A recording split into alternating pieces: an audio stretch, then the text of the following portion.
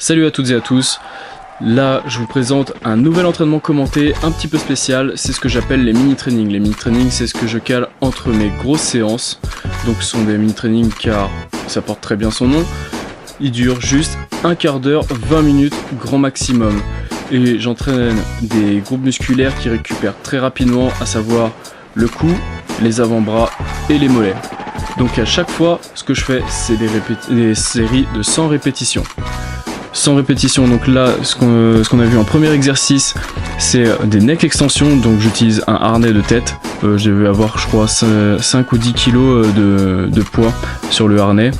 Là, je le sens bien. Là, ce que tu vois, c'est du neck curl. Donc je le ressens bien dans le cou, donc là ça travaille à mort la scom, je ressens jusque dans la mâchoire. La mâchoire fait partie de la scom aussi. Donc n'aie pas peur de faire cet exercice. Tu parais un petit peu bizarre, mais ça passe bien. Aussi, recommandation, si tu veux faire du neck curl, l'exercice qui s'affiche maintenant, je t'invite à mettre un bonnet pour pas avoir la trace du disque sur la tronche. Donc moi ça m'est arrivé, bon, non seulement je passe pour un fou en faisant ces exercices là, mais j'ai l'air d'un con ensuite quand je me redresse et que les gens viennent me dire bonjour et j'ai la marque du putain de disque sur la chetron. Bref, je m'égare un petit peu.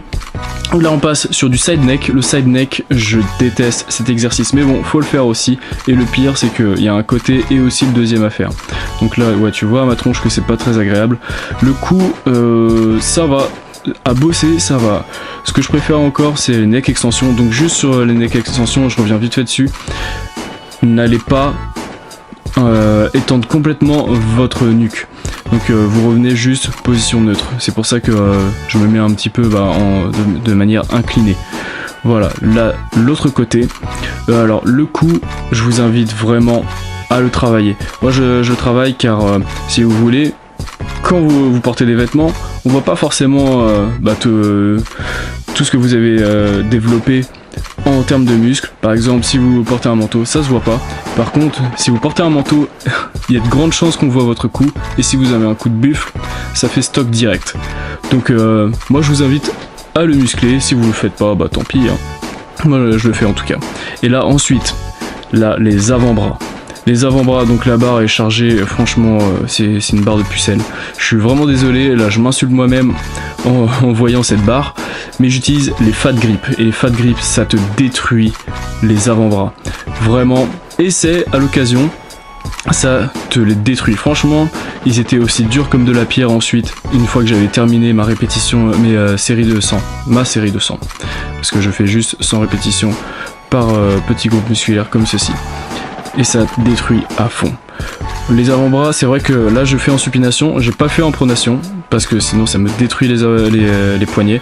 J'aurais pu le faire avec l'halter, mais même avec l'halter ça me détruit les poignets. Et là on termine par le groupe musculaire, je crois le plus récalcitrant de tous les temps, et qui est les mollets. Alors les mollets, pareil, série de 100, ils vont prendre cher dans leur tronche. Alors petite spécificité aussi que j'aurais pu vous dire, c'est que les séries de 100 ça peut cramer au bout d'un certain moment, et vous utilisez le rest pause, vous relâchez 5 à 10 secondes et ensuite vous repartez au charbon. Voilà, comme on voit en vidéo. Voilà, j'espère que cette nouvelle vidéo d'entraînement vous aura donné des idées pour vous entraîner. D'ici là, portez-vous bien et peace la clique.